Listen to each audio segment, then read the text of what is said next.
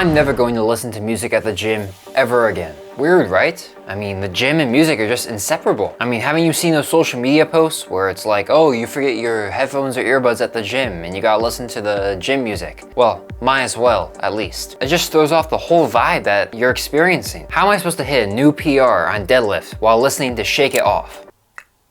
I hit the PR in that deadlift. Anyways, today's video is gonna be me explaining why I'm never gonna bring earbuds and headphones into the gym with me to listen to music ever again, and why I recommend that you at least try the same. This video is gonna take it for granted that you don't listen to music 24/7. I've already made a video on why listening to that much music is detrimental to you, so I'm not gonna talk about that here. With that out of the way, here's exactly what I'm gonna talk about in this video. 1.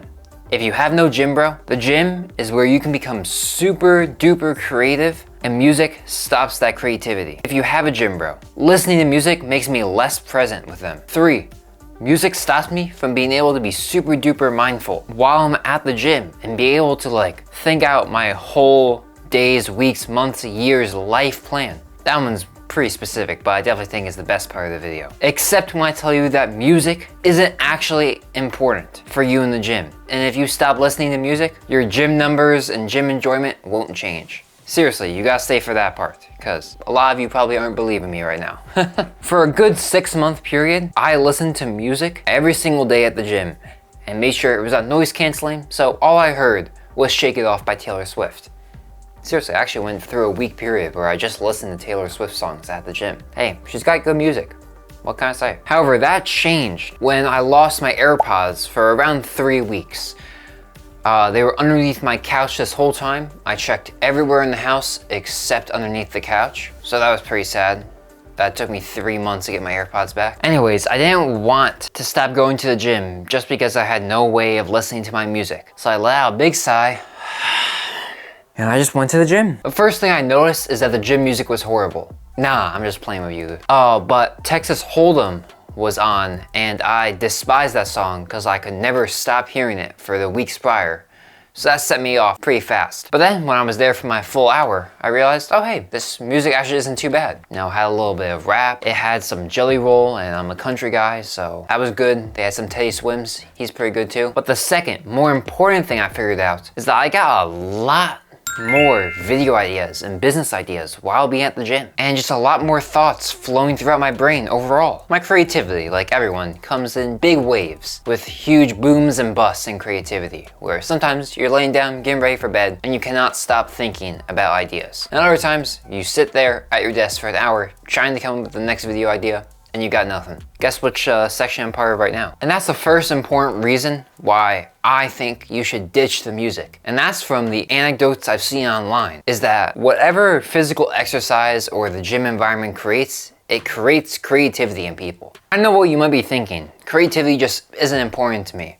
Maybe I'm a college student, maybe I'm an engineer, maybe I'm an executive at Goldman Sachs. Why do I need to be creative? And so it's definitely useful for me as someone who makes YouTube videos, but why is it important for you? Well, here's a few reasons. Even if having more ideas doesn't directly affect your current work, having more ideas could change your future work or your future path and help you evolve. Meaning that you could come up with a really good idea to bring you into a new career path, or a really good idea that takes you into business, or a really good idea that creates a new hobby and passion for you. I've also found that it helps me with my interpersonal problems, as many times throughout the gym I'm thinking about how I've acted at some point, and I've realized how I could have acted better, and then I actually use that idea to go act better the next time that situation arises. Seriously, it sounds kind of dumb, but the amount of progress you can make by just reflecting and giving your brain time to reflect over the decisions you've made is gonna create exponential progress to changing your character. Alright, but here's the problem that I ran into, is that this was cool for me when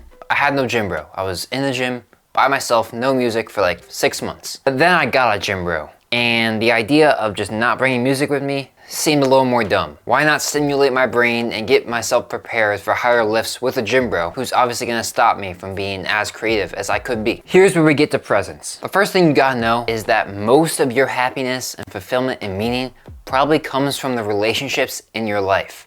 Whether it be friends, family, partner, children, co-workers, students, They are what gives us a lot of our meaning, happiness, and fulfillment. Even rich people, from what I've heard and seen at least, get a majority of their happiness, meaning, and fulfillment from their friends, their family, their wives, their husbands, their kids, their gods, more than their money. And the best way to nurture and improve these relationships is through presence. Presence is when you are focused in on the moment. And the big problem with music is that it inherently brings you out of the moment and into the lyrics, the beat, the song. And you might be just shaking your head at me because if I have one AirPod in, I can still talk and listen to my friend. Seriously, why are you making this such a big deal, bro? And it seems like a pretty good point at face value. But by being present, you can have deeper conversations with your friends.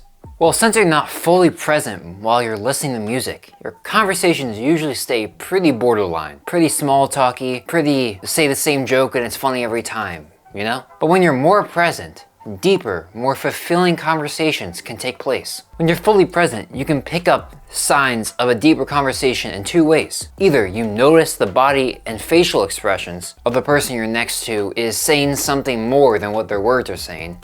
This is the case in case they bring up something that may have happened to them that they're looking for someone to ask about so they can talk about. This has happened to me before. Or their tone could change. Maybe they get a little angrier. Maybe they get a little happier. Maybe they get a little sadder. And then that's when you delve deeper into the topic to learn more about the other person and to learn more about the topic at hand in case it's like an intellectual discussion that's gonna happen. A personal example is one time I went to the gym with one of my friends, but I was 20 minutes late. And when I was trying to talk to him, he just seemed a little standoffish with his body language and his short responses. I took this as a sign that he probably wasn't happy about me being 20 minutes late. At the start when I got in, I was like, oh, sorry for being late. He was like, yeah. I was like, so then I took that as a sign that he wasn't loving that casual apology. So then I just stopped what I was doing. I was like, hey, I just want to say I'm really sorry about being 20 minutes late. I know being on time is very important and your time is valuable and I'm sorry for wasting it. And he said, thank you for telling me that. Because it's really annoying having to wait 20 minutes for someone when you did the right thing and was on time. Especially when you don't have a good reason to be late. Because my reason for being late is that I was just playing video games and lost track of time. And then I told him I wouldn't do it again. And thank you for accepting my apology. Now this very well could have happened if I was listening to music. But my take on the situation here is that if I was listening to music, I could have let this awkward short response just go over because then I would just instead focus on the music in my ears instead of the awkward conversation in front of me.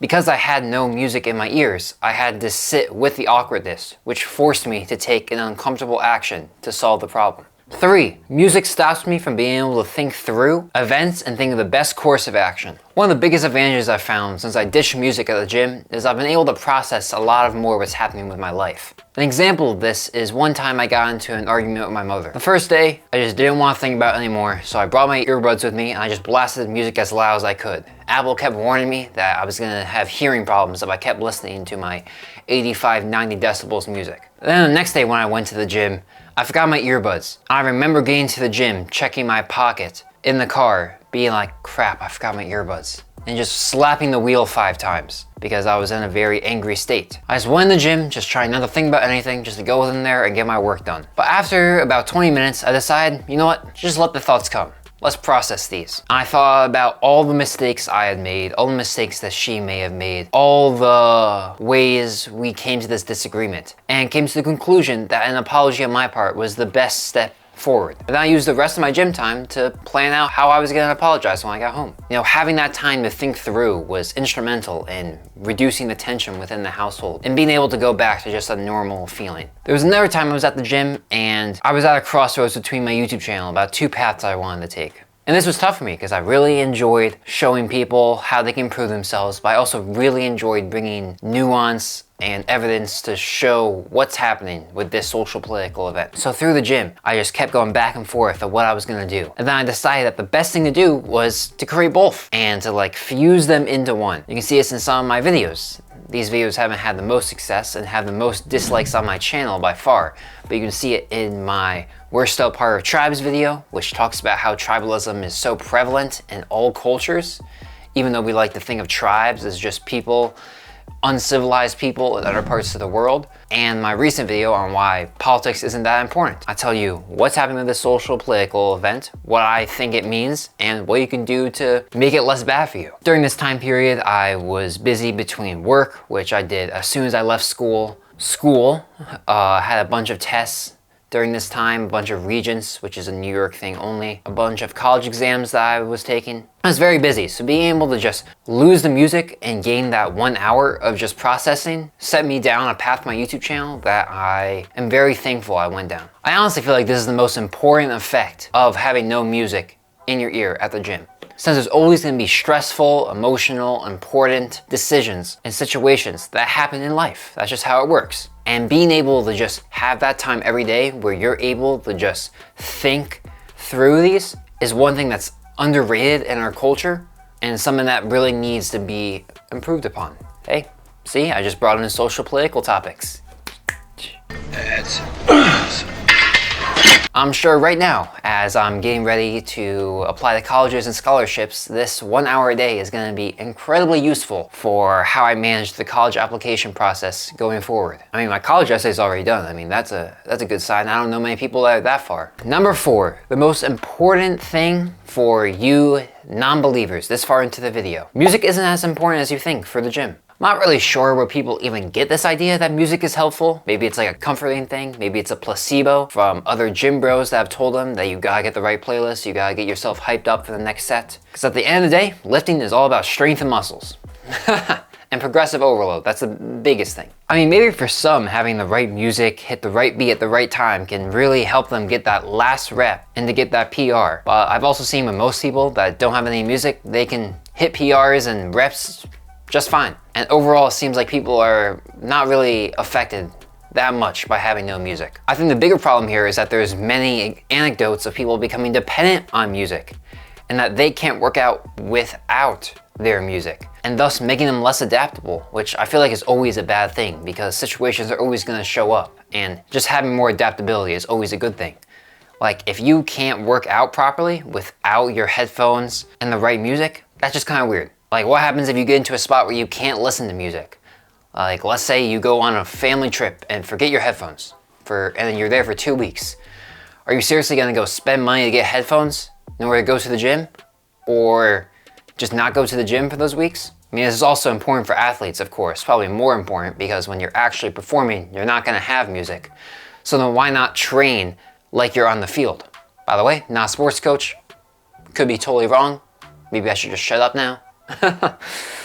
There's actually plenty of articles that show that music can distract many lifters from proper form, technique, safety, all that good stuff, especially if they listen to highly immersive music. What does that mean? I don't know. I mean, don't you know? I definitely think this is true for me because I would always jam to some music during my squats, not realizing I was killing my knees, and now have tendonitis in both of them. So you can see how a lot of this stuff isn't completely scientific. I mean, I've showed a couple articles here and there, but a lot of it is through anecdotes. But still, these are my reasons why I think that you should try not listening to music in the gym for like 2 weeks, just to see how it affects you.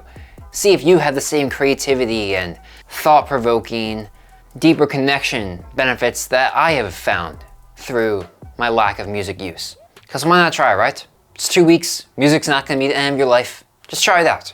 That's all I'm asking. Well, I guess I'm gonna ask one other thing, and that's if you found the video useful, make sure to subscribe, as I make videos like this all the time, and you're gonna get plenty of value from subscribing to this channel. And don't forget to leave the AirPods, use your big brain, and think better. I'll catch you over in this video right here.